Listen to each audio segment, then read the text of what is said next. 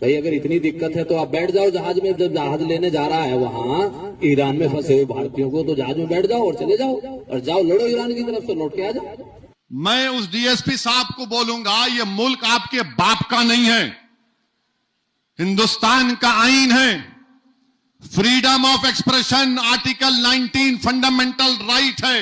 लेकिन कोई आदमी आए, 7-10 आदमी खड़े होकर छाती पीट रहे हैं, हाय हाय हाय साहब ईरान को मार डाला, ईरान को मार डाला। अरे भाई इतना वो है तो चले जाओ ईरान, इसको जाना। और सुनो डीएसपी, तुम बिन्यामिन नेतन्याहू की जबान में बात कर रहे हो, अगर कल कोई इजराइल की ताईद में एहतजाज निकाला जाएगा तो तुम तो जय जय के नारे लगाओगे ना। लेकिन ये चीजें बिल्कुल हम बर्दाश्त यहां नहीं करेंगे कि हमारे यहाँ आके कोई भी आदमी अपने देश में आके यहाँ कोई फिजा बिगाड़े। है कुछ लोग ऐसे, एक दो जगह, एक दो कस्बों में लोगों ने इस तरह की हरकतें की है। हम मोदी से पूछ रहे हैं कि तुम नेतन्याहू से मिलने क्यों गए ईरान पर 2 दिन हमला होने से पहले? आपके पेट में दर्द क्यों हो रहा है?